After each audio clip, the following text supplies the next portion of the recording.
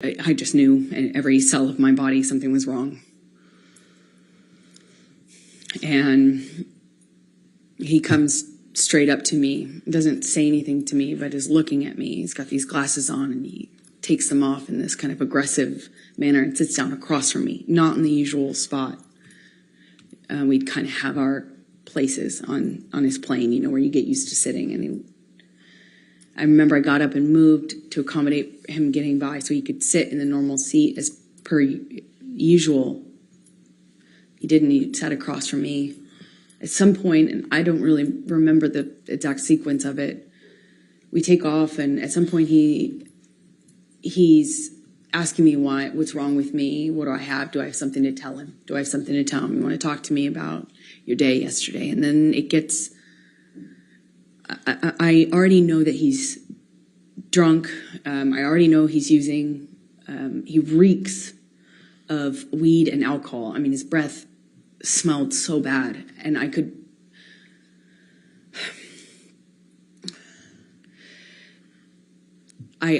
anticipate that there was a no-win situation here. There was no me talking myself out of this or talking him down or any, you know, a lot of my arguments and my involvement in them are me trying to diffuse by explaining or objection, non-responsive. She's telling the story, Your Honor. I'll sustain the objection as part. Go ahead. Okay. So he is asking me questions, and I know to not engage. I was polite. I made sure to answer minimal amount of, you know, the minimal amount that I could. I moved slowly. I was trying to be polite, but not engage because there was no win. And he kept going, kept asking me. Eventually he went from, do you have something to tell me, to, you want to tell me how much you liked it? Tell me, did he slip a tongue? It got worse and worse, just more. It went from asking me about how my kissing scene went or how the sex scene went to asking me what James Franco had done in the scene, to being really explicit about my body. You know, he was talking about he was saying really disgusting things about my body, about how I liked it, how I responded, and then he started just straight up taunting me. I know you liked it. He called me a go-getter. He called me a slut in front, and also this is happening with security and his assistants on the plane. And I remember I felt I struggle to be able to tell you how embarrassed I was because he was speaking to me in front of people in this way, asking me if I liked it and if I was wet, and you know, why I wasn't looking at him, and that was proof I wasn't looking at him. That was proof that I was asking for it. Did I ask James to do this and this to me? And how about if he does those things to me? Insert sexually explicit descriptions of what he accused me of wanting or deserving. And I, at some point in this, get up and move to the front of the plane. And I remember getting up so slowly. I didn't want to aggravate him. I didn't want to give him any excuse to pounce on. I didn't want to upset him. I didn't want him to flip a switch and get worse. I just remember very slow movements, and I slowly get up and move to the front of the plane, and he starts throwing things at me. Ice cubes, utensils. He's calling me a go-getter, and then an embarrassment, talking about what an embarrassment I am. I don't know how many times I moved seats. I wish I did. I remember moving more than once, and Johnny came to me each time, not the other way around. He sits down in front of me at one point, and because I'm not answering him, I was looking out of the window, and he slaps my face. And his friend is in our proximity. And it didn't hurt my face. It just felt embarrassed. Did he do that to me in front of people? It was the first time that anything like that had happened in front of somebody. I got up to move again, and he's just taunting me, having a laugh, screaming, and then just straight up mean, calling me names. And it was oscillating between those things. And I get up slowly again, and I just resolve to just sit the rest of the time up at the front of the plane. And as I get up, he kind of kicks the swivel chair into my hip, kind of just hits me. And I look at him, and he asks me, what? What are you going to do about it? I just stared at him. I just stared at him and wanted him to see me. I wanted to get through to him. Didn't feel there was it felt like there was a blackness in his eyes. I wanted to look at him. I wanted him to see me. It didn't even feel like him. And as I'm walking away, slowly, trying not to be, I was being very deliberate about my movements, wasn't saying anything, I wasn't engaging. I am walking away from him slowly, and he tells me to hurry the fuck up. Hurry up. And I just look at him one more time, wanting to penetrate the monster to see the man that I love underneath that. The man I loved. And he tells me to hurry up again. And I pull my gaze away from him. I walk away from him. My back is turned to him, and I feel this boot in my back. He just kicked me in the back. I fell to the floor. I caught myself on the floor, and I just felt like I was looking at the floor of the plane felt like a long time. And I thought to myself, I don't know what to do. I can't believe he just kicked me. No one said anything. No one did anything. It was like you could hear a pin drop on that plane. You could feel the tension, but no one did anything. And I just remember feeling so embarrassed.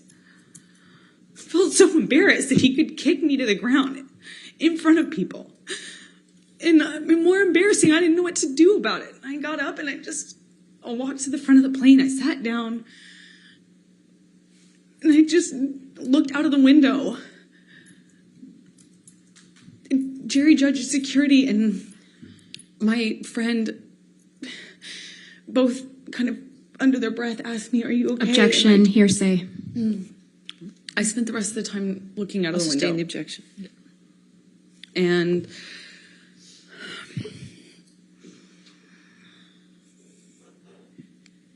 Did there come a time that you tape recorded Mr. Depp on this plane?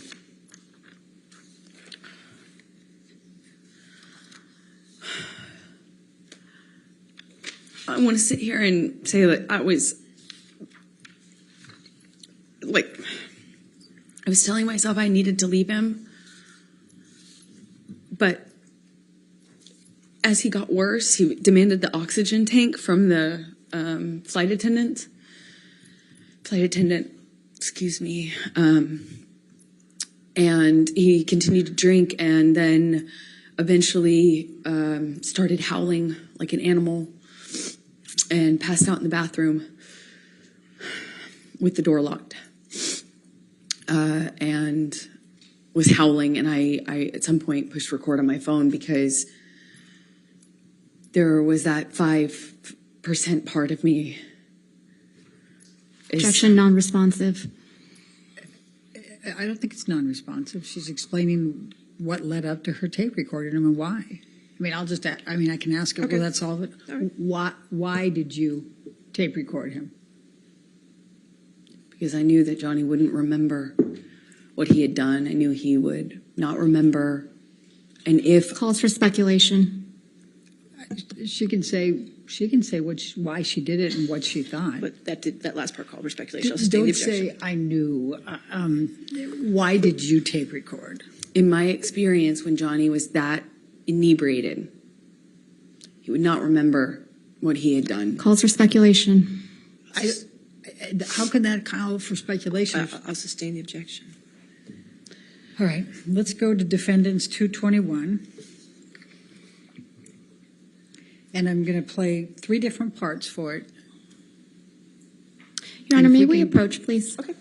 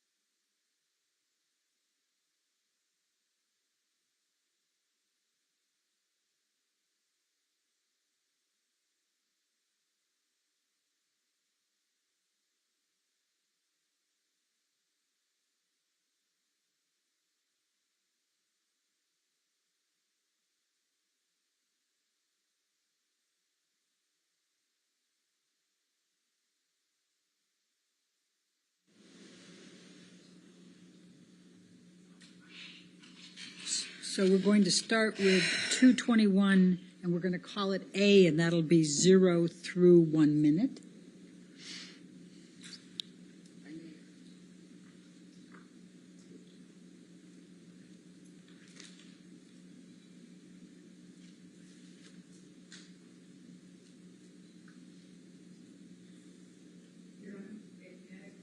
Okay, sure.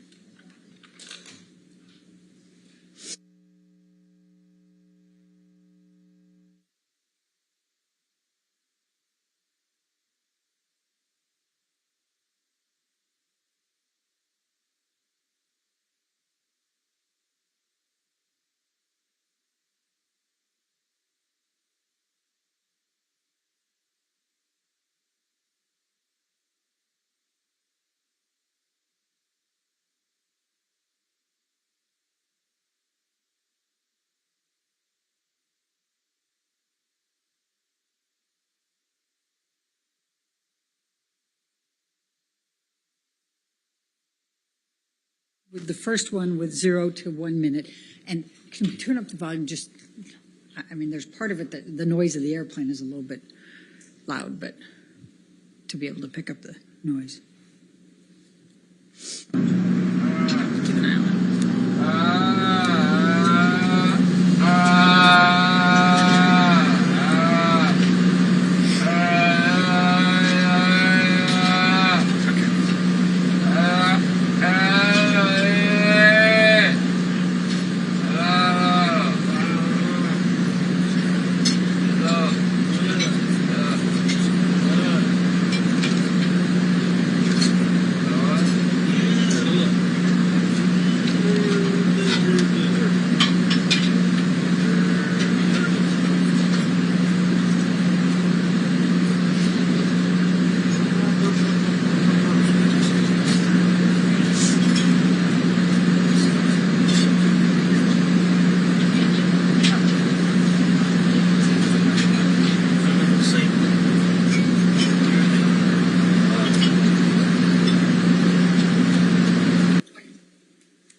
And then the second one is from 2:50 to 3:20, 30 seconds.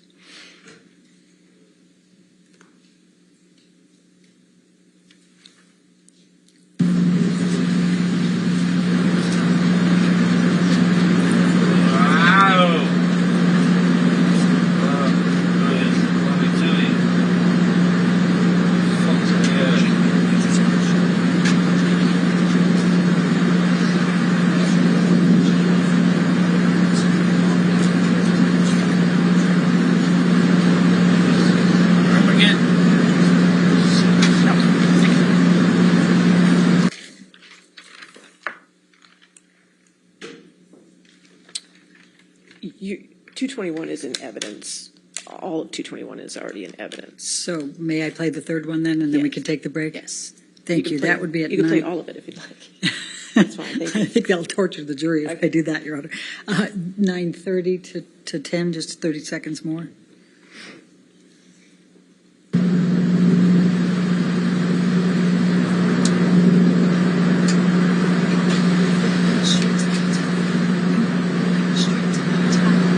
No. I'm not staying with this fucking Canadian lady. She's got sick.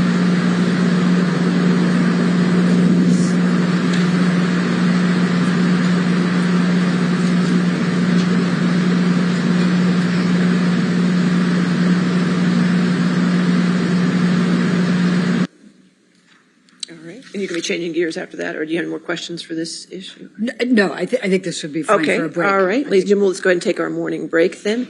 Just do not do any outside research and don't discuss the case with anybody.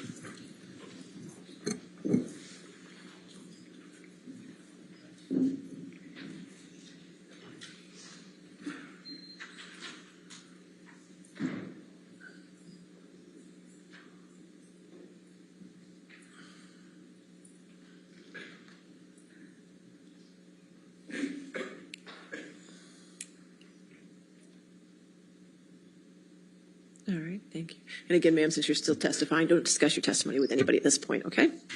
All right, so let's just come back at, let's make it 11:42. All right, 11:42. Thank you, Your Honor.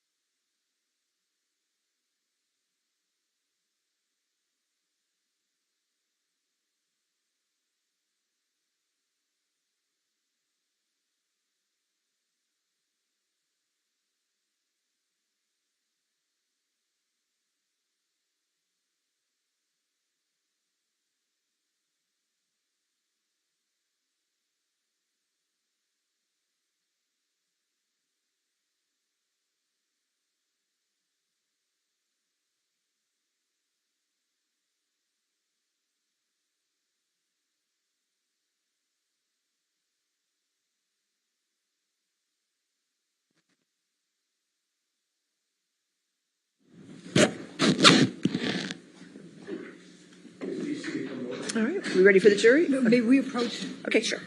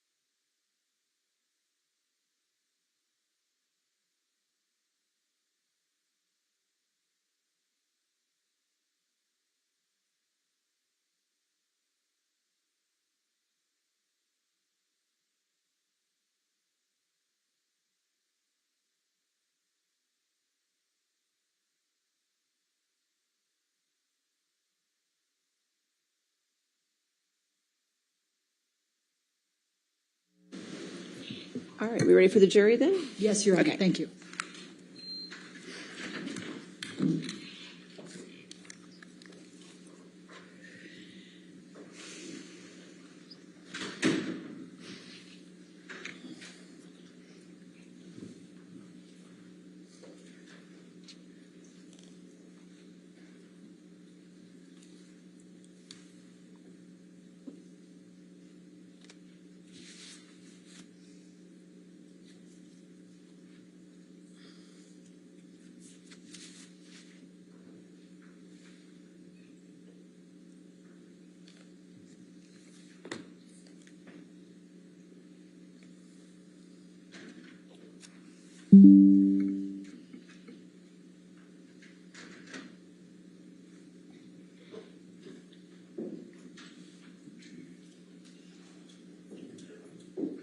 All right, thank you. All right, see your next question.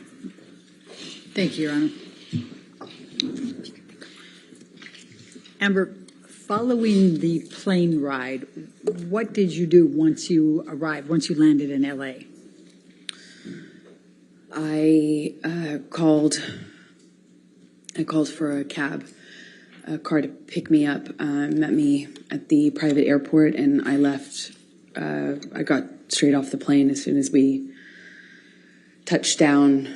Johnny had been saying what he would do to me once we got on the ground, and I didn't know how long this cycle would last, so I wanted to just get out of there. I went to a hotel and called my friends to join me, which was my coping strategy at the time. Okay. I'm going to ask you to take a look at Defendants 204.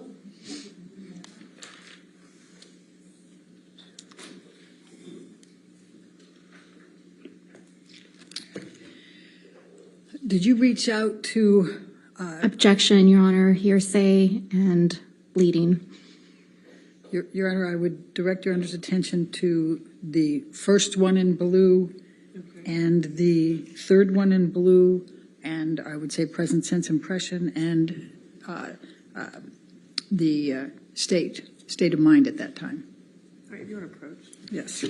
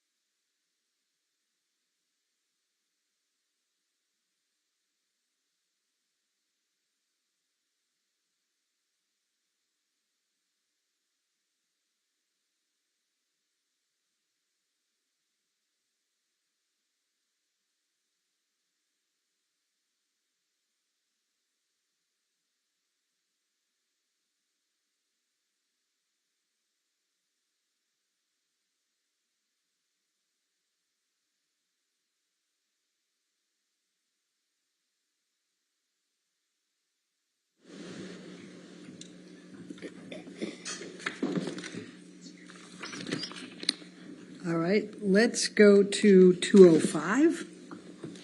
Defendants 205.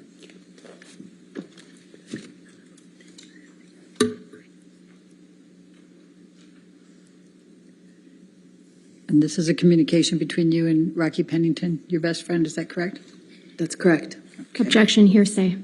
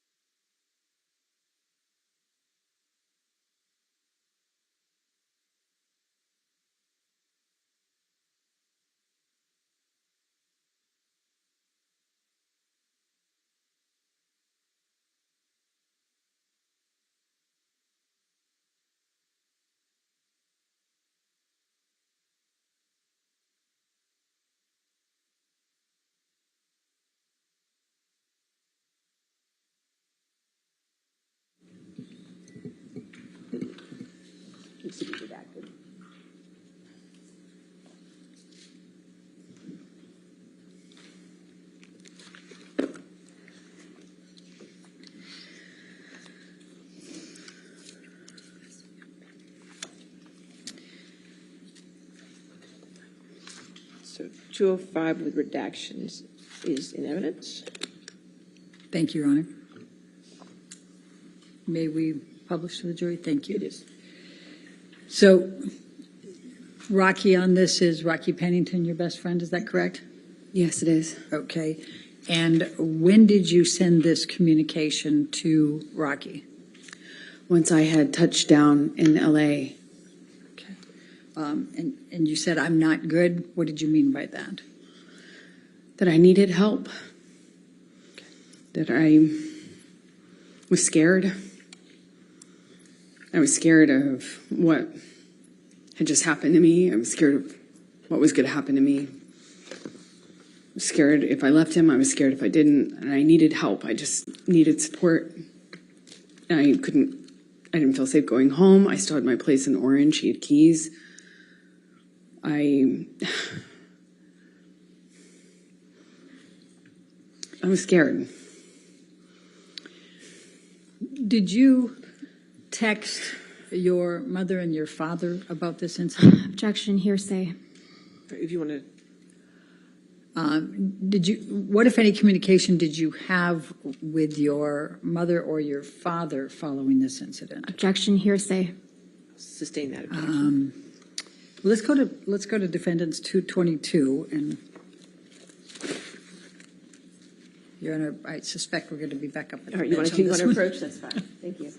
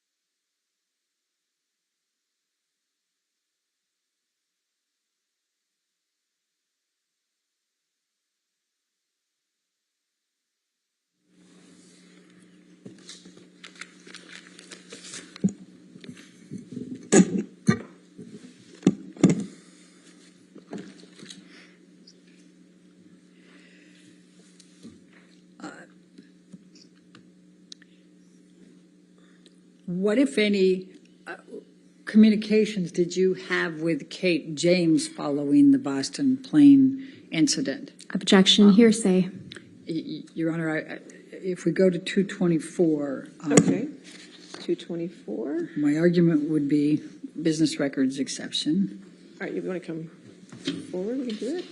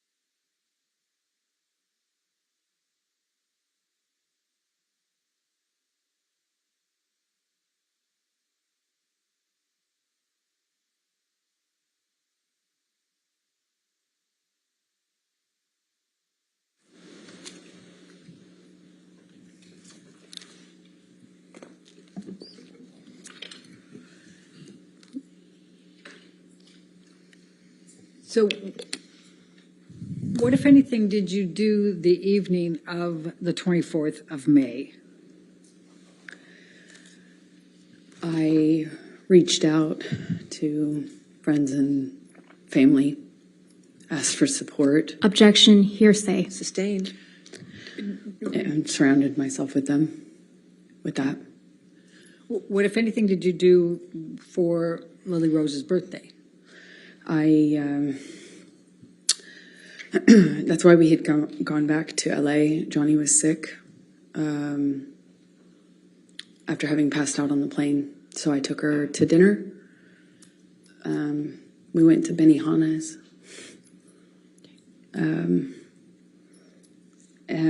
It was, again, put on my smile, took her out, tried to make her feel loved, and celebrated for her birthday. And then I booked a flight out to New York, to go back to New York, obviously without Johnny. I'm going to ask you to now turn to 225.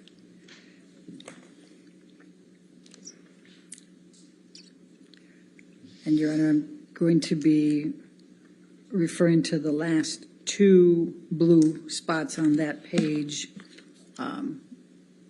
with the state of mind.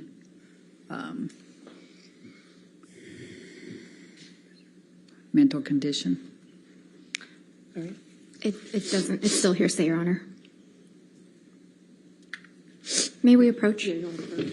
I just want-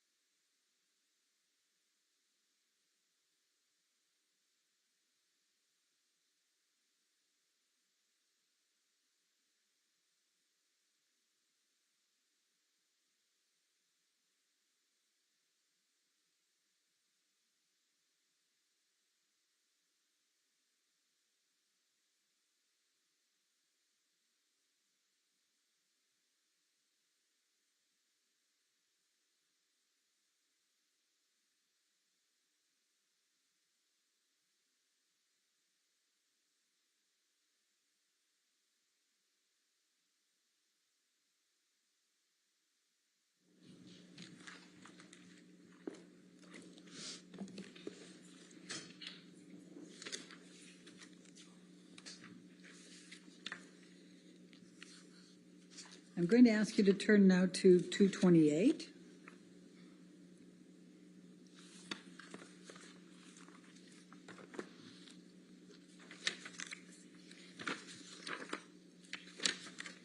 Your Honor, we're going to object on hearsay. First line, Your Honor, Okay.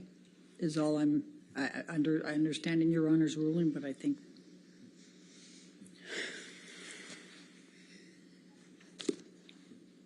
All right. If you want to come forward, that's fine.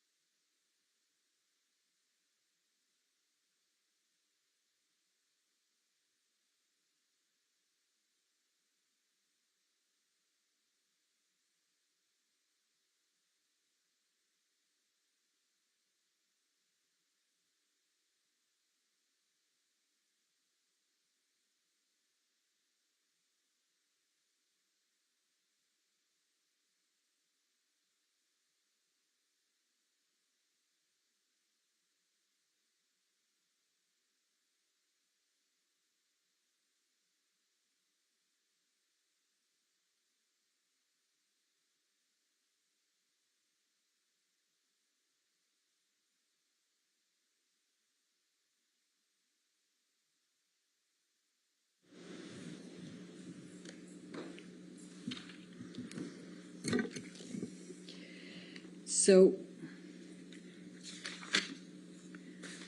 tell us please tell the jury what you did then over that night, the next day, and at the hotel.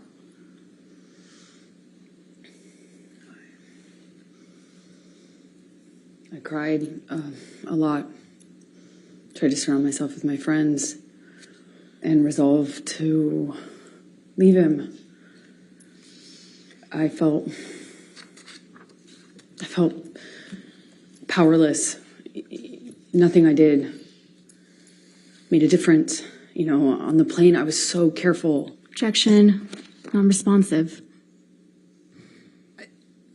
Please just tell us what you did, and you can tell how you feel, but don't go backwards, okay?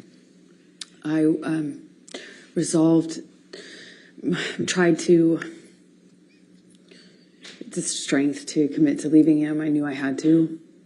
I knew nothing else would make a difference. So I got myself back to LA.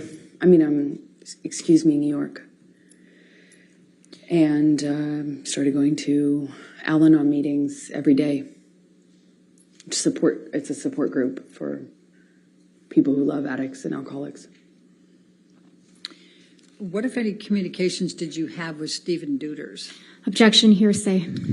Your Honor, let me ask it this way. What, if any, communications did you have with Mr. Deuters communicating on behalf of Mr. Depp? Objection, hearsay. I would say agency on that, Your Honor. You have to lay a foundation for that. Okay.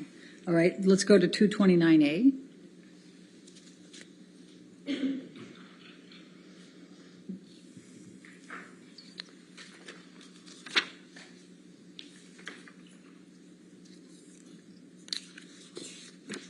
And could you, without saying what the content is, can you tell us who this text message is with? Johnny's assistant. What's his name? His name is Stephen Deuters. Okay. And what, if any, communication were you having with him following the Boston plane incident? Objection, hearsay. May we approach? All right, Ms. Moon?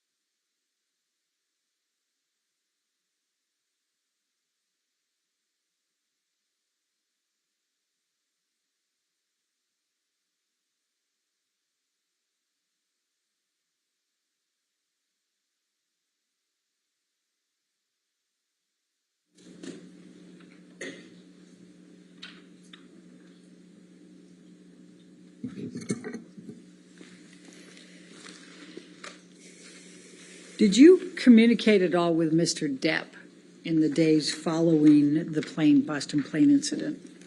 Yes, I did. Please tell the jury about those communications. I heard from him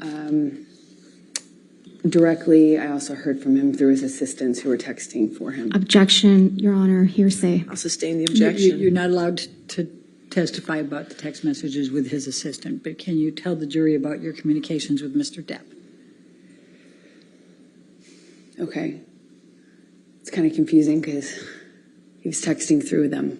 Objection, Right, Your Honor. I'll sustain the objection. I'll strike that from the record, and you'll disregard that understand. testimony. Please answer the question. Just confine it to the communications you had with Mr. Depp, please. That he was sorry and told me that he was in a blackout. He didn't remember everything, but what he did remember, he was ashamed of. He begged me to forgive him, said he understood and forgave me if I never wanted to speak to him again. He texted me at one point and then I didn't respond right away, and he texted me again that he understood that I had made my decision to move on and good luck, and I was better for it, and then continued to contact me. I spoke to him when I was in New York on the phone, and he said that he was he had a chip, or that he was going to meetings, that he I think at the time mentioned another celebrity that was kind of advising him on sobriety, or not advising him, but, encouraging him. And he was saying, well, look, me and this person, we even went to a meeting. I've got 3 days sober, 4 days sober. And that was the last time. The monster will never come back. Monster will never come back. And because it felt like it felt so much worse than it had ever been before. And because I had, I went to New York and I was trying to get my strength to leave him, I actually thought that it kind of would be the turning point. I thought I had effectively... Objection, Your Honor, non-responsive. Overruled. Thank you. Go ahead. Please continue. I thought things would change. Okay. Did you draft any kind of email to Mr. Depp to express your emotions and how you felt about all this? Objection, hearsay. Well, let's go. I'll lay the foundation, Your Honor. Let's go to Defendants 239. 239.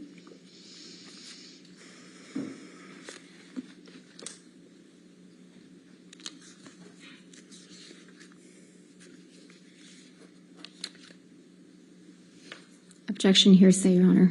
And I would say both present sense impression and definitely state of mind, Your Honor.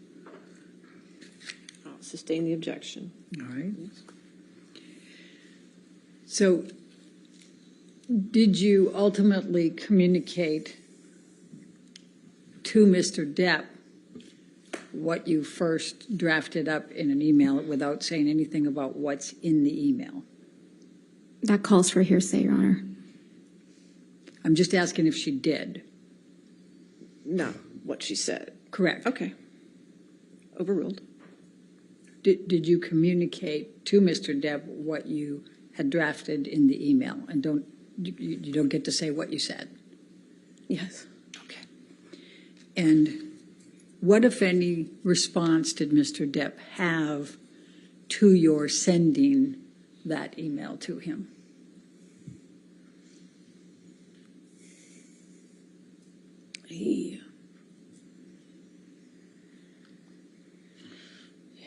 He came to New York to fight for the relationship, for me, to prove that he was sober and he was committed to changing.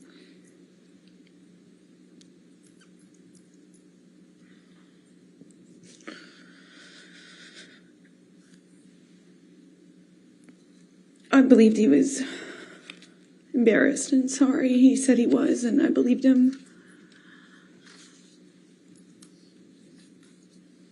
So I took him back, or I got back with him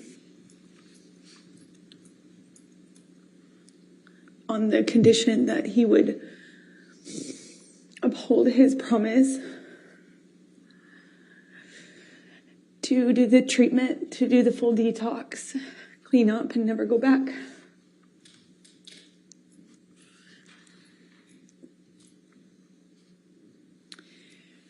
So I'm going to take you now up to the June through August 2014 time frame. And I think you testified earlier, and others have as well, that Mr. Depp brought in Dr. Kipper and his group, correct? Yes, he did. Could you please describe for the jury what those next few months were like?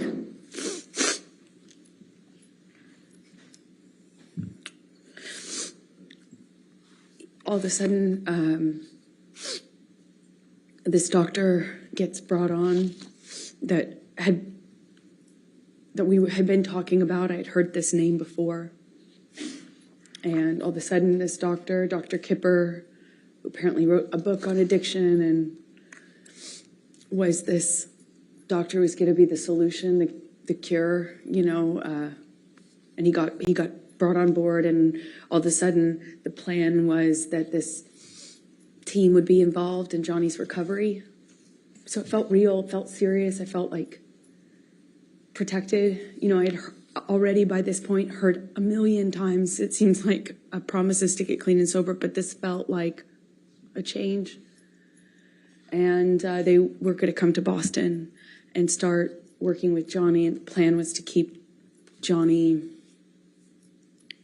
on the same level of drugs that he was on since he was filming. They needed him to finish filming the movie, so he was going to be maintained with his with prescription pills, including the painkillers.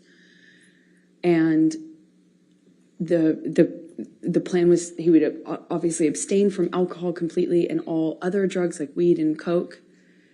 And then when he finished filming, the plan was to do Objection, the Your full Honor, detox. hearsay. And lack of foundation. I don't understand what the objection, I don't think it is. I think she was just explaining the context there. I don't think she was saying Well, what because the somebody. foundation, how she knew, but it's fine. How did you know that? I was involved in the conversations Okay. Please with the continue. doctors and with his sister. Objection, And Your Honor, nurse. that's still hearsay. All right, I'll Okay, sustain the that objection. part is. So what happened next? As a result of these communications, without saying what the communications were? A nurse came to Boston where Johnny was. I just would come for short periods of time in between, on weekends from filming until I wrapped my movie, which I did, I think in May, if I am not mistaken. And then I went to Boston and I was there and saw a nurse was flown out to Boston, Debbie Lloyd, and I believe Kipper came out too. And they put Johnny on a bunch of new medications, which they shared with me, told me about. Objection, Your Honor, hearsay. But we have to be careful about what other people told you. Okay, but you can testify to what you know, okay? So what happened then? I saw his medications change. I know the amount that Johnny told them he was on was so that they could maintain him for the filming, meaning not make a drastic change in the amount of painkillers he was taking. But his behavior, his whole personality changed drastically. He would be speaking to me, and at the time I was staying in Boston with him, having wrapped my movie, and he would, in mid-sentence, mid-word, fall asleep. One time I was sitting across from him, and he would come in and out of sleep, being awake, or completely what appeared to be asleep while talking to me, and he had a cigarette in his hand, and, Johnny constantly smoked, and he just sat the cigarette, as he fell asleep while speaking down on his leg. They're hand-rolled cigarettes. They don't stay lit very long, thankfully, but, it was things like that, and I didn't understand it. Even though I had experience with drug use in my family, I hadn't seen anything like this. And it was so dramatic, the change, that I was trying to figure out with the nurses and doctors what happened, what changed, how we could explain the change and what medications were causing it. I knew there were new medications involved. So, I was constantly worried and in communication. And Johnny's behavior got worse and worse, more of this passing out, nodding off, waking up in the middle of the night, screaming, waking up in the middle of the night, sometimes crying. And the emotions would change from one to the next, like by the second. I remember we were on a long weekend when he was filming in Boston, and we went to this like a resort retreat hotel, and he was just bawling. It broke my heart. There was just a lot of changes, and I really didn't know. I felt so bad for him, and I thought maybe it was just what Kipper had introduced into the regime, the medications. But what I found out in that time is that he was taking about double the amount. Objection, Your Honor, hearsay. Was this your observation? I saw it. Okay, overruled. Thank you. Please continue. It was taking about double the amount that he told them was his normal when he started the process with the doctors. So after a few, it's, I think, months of going, what is wrong? And, turning him over when he vomited at night or checking his pulse, all of a sudden when I realized the amount was about double, I realized then he had been lying to them and me about the amount so that he could get extra high before he had a detox. But it was such an agonizing weeks, months. It was so agonizing. I don't know how long it lasted, but I was so concerned for this person, and he had just been doubling up his meds because he didn't. So, Michelle, can you pull up 1092, Defendants Exhibit 1092?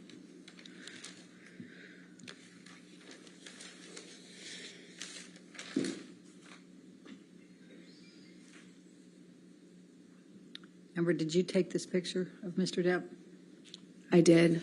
Your Honor, I'm going to move the admission of Defendants Exhibit 1092. All right, any objection? No objection. All right, 1092 in evidence. You can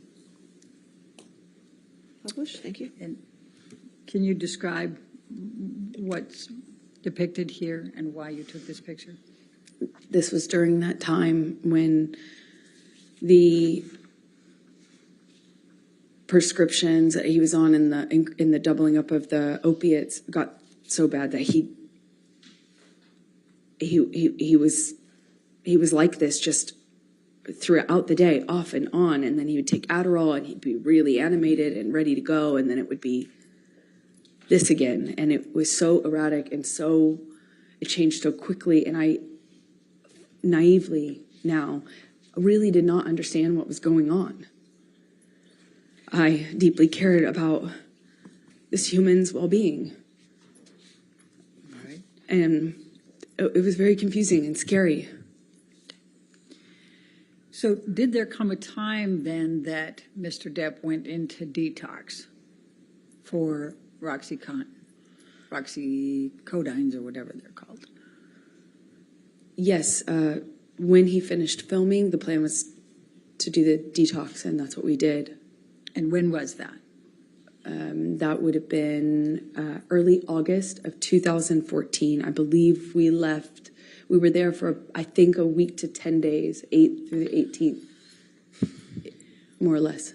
And we've heard some testimony about this, but can you please describe for the jury what took place during this detox on the Bahama Islands in August 2014? It was, for the first few days, okay, peaceful. The nurse, and then later nurse and doctor were staying on a different part of the island, a few minutes drive by ATV, like 10, 15 minute, by one of those ATV vehicles. But we communicated via walkie-talkie and occasionally through text. And it was okay at first, and then the behavior, then it just really wasn't okay. It was up, down, he'd be mad at me. Then he was wanting a hug. He cried a lot, and then he, wanted to have sex a lot, which is just not like Johnny at all.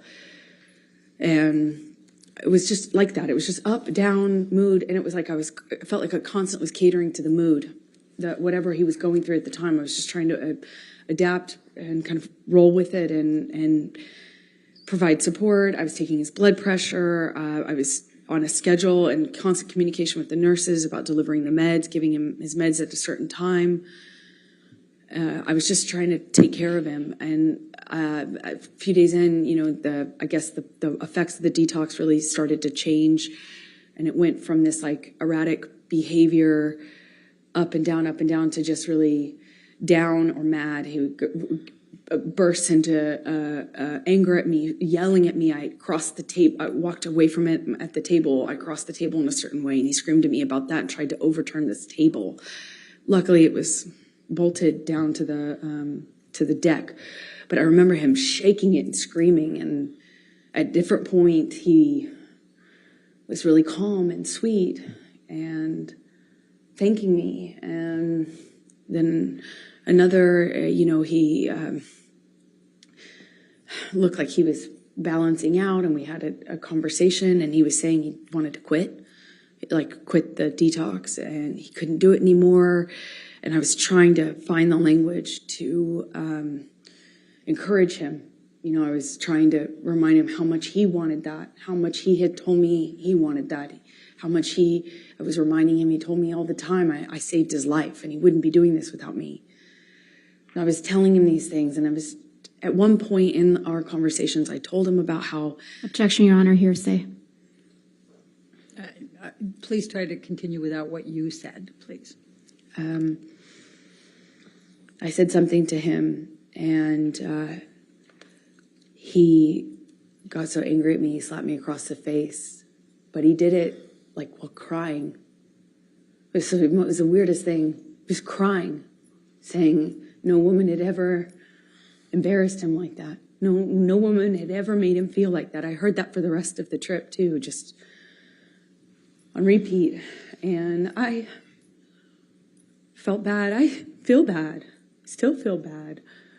But, I didn't want to make him feel embarrassed. That's not what I wanted to do. It just was over my head. I don't know how to detox someone. I don't know how to help them through that. And I shouldn't have been there. I don't. Why were you there? Because he asked me to. And I didn't know that was a phenomenally dumb idea. I don't know why why the doctors and nurses didn't tell me not to. I had no idea what that was going to look like or be like. And it was hell. We're on an island. I'm trying to take care of him, and he was hallucinating. And Objection, Your Honor, non-responsive. Overruled. Screaming at me for things that I said when I didn't say any. I hadn't said anything. I would tell him, Johnny. Objection, Your Honor, hearsay. Well, I think in the context, Your Honor, it's not offered to prove the truth of the matter asserted. What's it for? It's just telling the context of... I'll sustain the objection. Thank you. Please continue and just say what he says and what he did and what your observations were. He was accusing me of having a man in the house with me. We were in a single, in a cabin. It's basically one room with a closet and a bathroom. There's nowhere to hide, really. There's a closet and a bathroom. And he, at one point, told me that I was hiding somebody in the house. Another point, he was communicating with someone not in the room. It would yell at me and then yell at someone else. It wasn't there. And I tried to ask for what I should do. I didn't know what to do. It was terrifying and strange. The whole week was... So after you left Bahamas and finished with the detox there, where did you go from there?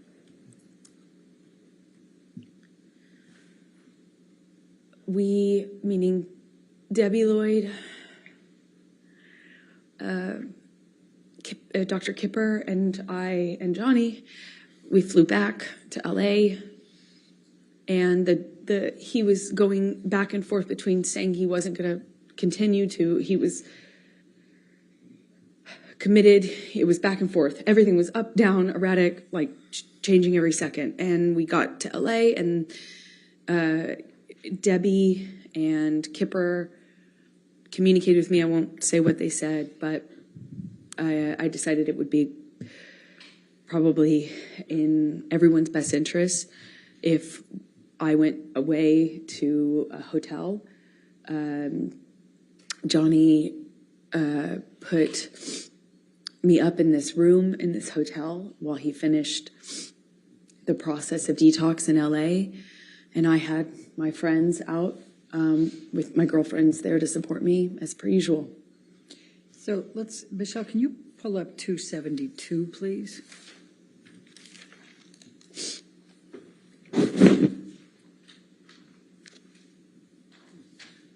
And after you both returned to LA, did Mr. Depp communicate with you by text while you were apart, while he was finishing the detox? Yes, he did. Your Honor, I'd like to move the admission of 272. Any objection? Yes, Your Honor, to the first message. Excuse me, Your Honor, to the second. You mean the response? Right. Okay. It's just present sense of impression, but I'm understanding Your Honor's Yeah. rulings on that. Okay. So If you want to redact it, can we that's fine. redact that second message?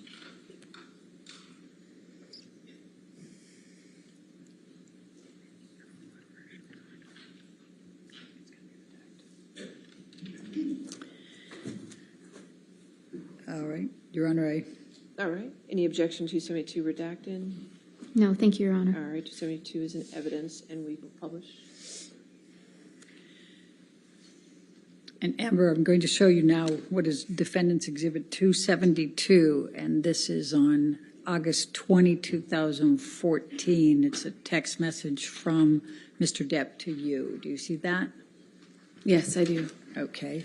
And just so that we can highlight here, he's calling you, he says, just to let you know that I'm fine, my angel. I miss you, of course, but this was the right thing to do to speed up the process.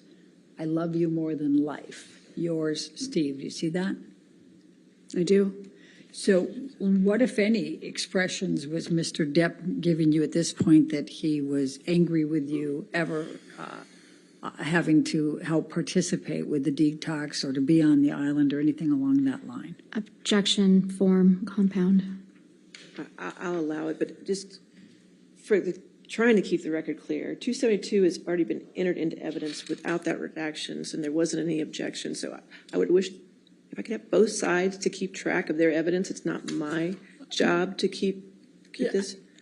Thank you, Your Honor. And I just got a note to that effect. So Okay, so 272 is in evidence without, you can clear the redaction and publish it.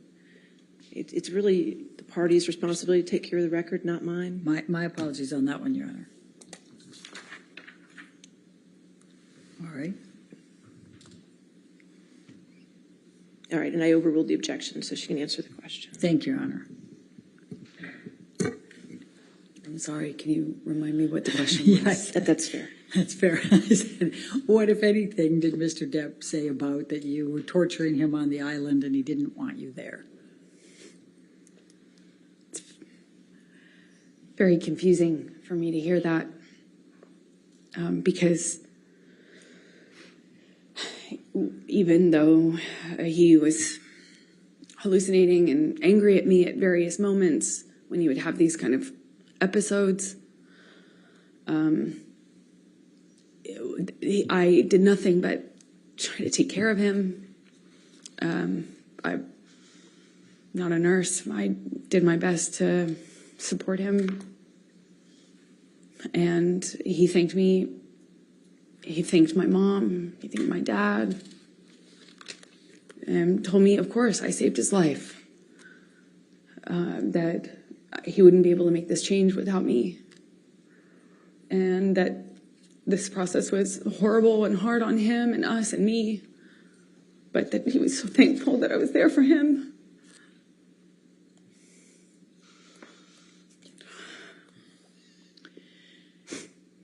Okay, we can take this down now, Michelle. Thank you. And I'm going to take you up to September, October of 2014. Do you remember filming Magic Mike 2 in that time frame? Yes, I do. And what, if any, connections did you have with Mr. Depp in that time frame? Well, I bargained with him about me doing the role. He told me he would call the actors. It was a mostly male cast. But I bargained with him. Objection, Your Honor, hearsay.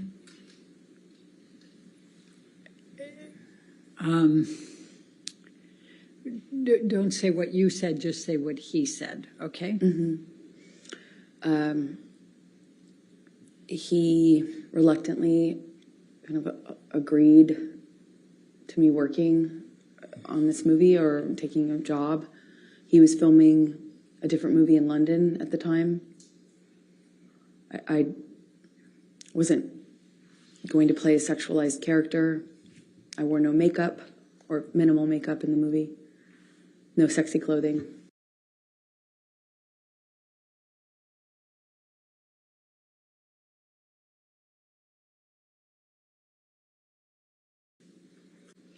While he finished his movie in London, and then at some point he came out to pick me up in Georgia and was there for my last day or two of filming.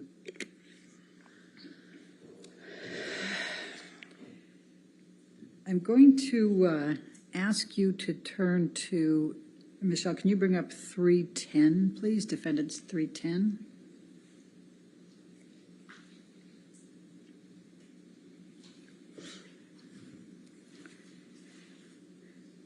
Did you have communications with Mr. Depp about auditioning for another role in this time frame? Objection, Your Honor. I'm going to object to the exhibit as hearsay.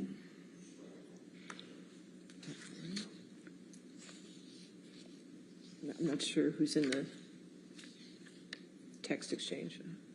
It is a text exchange, Your Honor, so, but the green is Mr. Depp. And the one I'm most focused on is on the second page, Your Honor, the top. The green bubble on the second page? Yes. All right, so just that text? Based on Your Honor's rulings, yes. Any objection to that text? No, thank you, Your Okay, Honor. if we can get that redacted.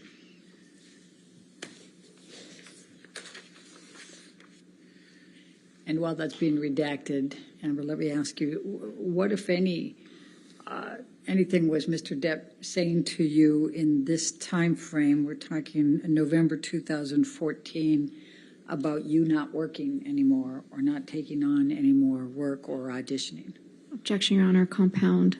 They're all the And same leading. subset. Overruled, I'll allow it. Thank you. Johnny was angry with me for working.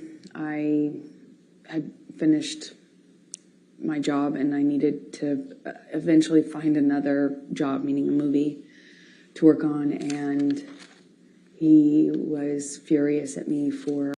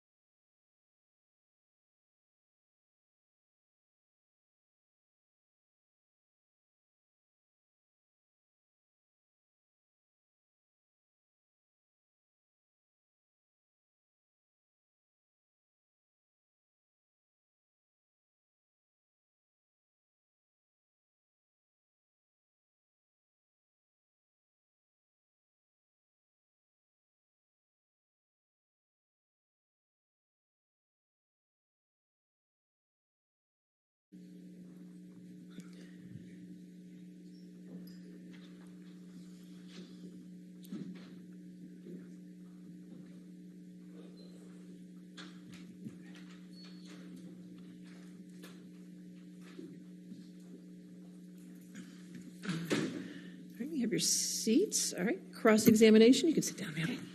Thank you, Your Honor.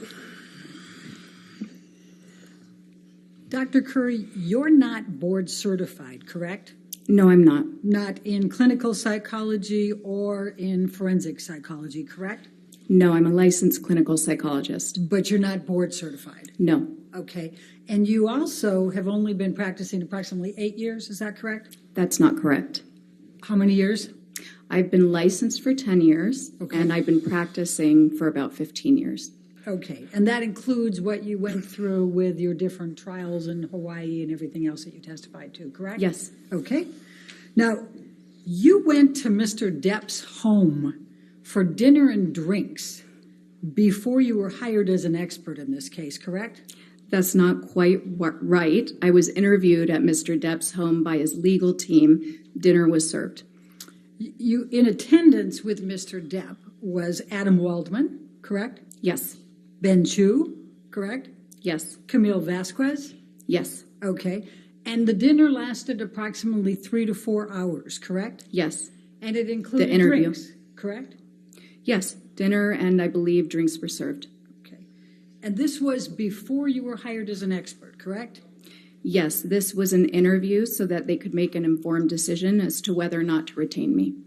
And don't you think that's a little odd that you're getting interviewed by Mr. Depp to decide whether you're going to testify adversely against Amber Heard?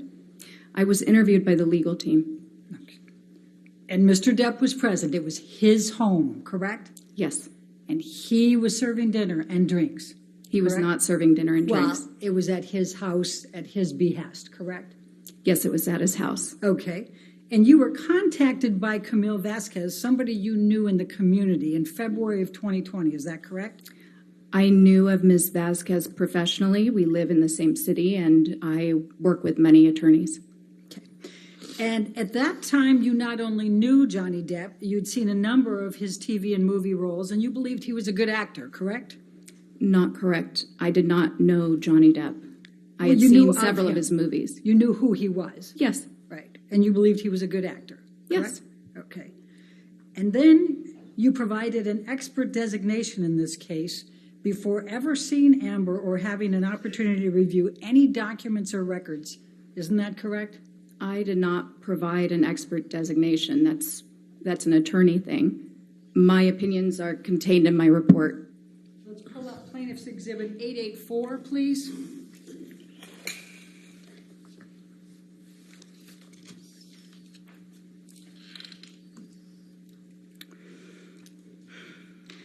This was plaintiff's designation, identification of expert witnesses in this case.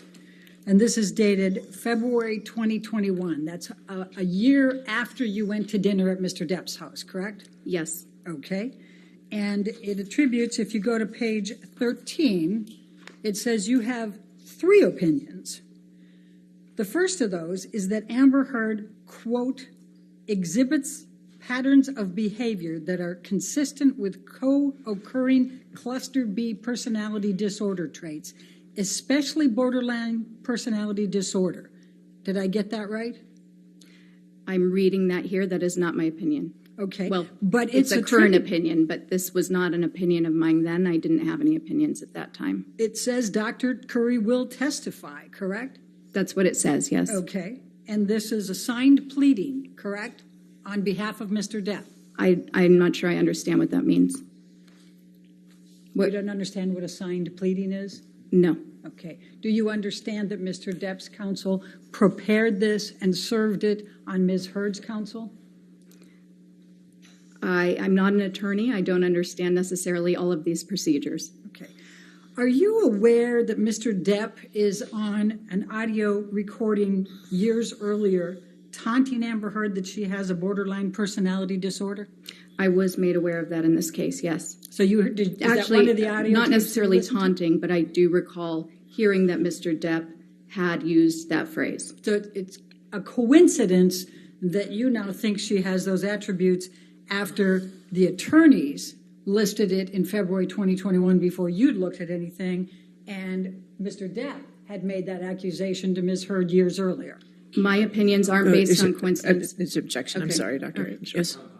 Compound, I'll sustain the objection. All right. It's a coincidence then that you came up with symptoms of borderline personality disorder years later after Mr. Depp has been taunting Ms. Heard in an audio tape.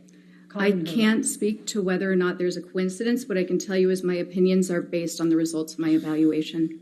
And it's a coincidence that Mr. Depp's counsel attributed that to you, that said that to you in February 2021 before you'd looked at anything, correct? I'm not sure. Okay. Now, would you agree that a disproportionate number of women are tagged with a diagnosis of borderline personality disorder? No, that's not quite right. 75%? The way you phrased it is not quite right. Tell me what's right. Okay, so there are more women who have been diagnosed with bipolar disorder than men. It's more prevalent in women. And trauma can cause borderline personality disorders, can't it? No. Never? Right now, we know that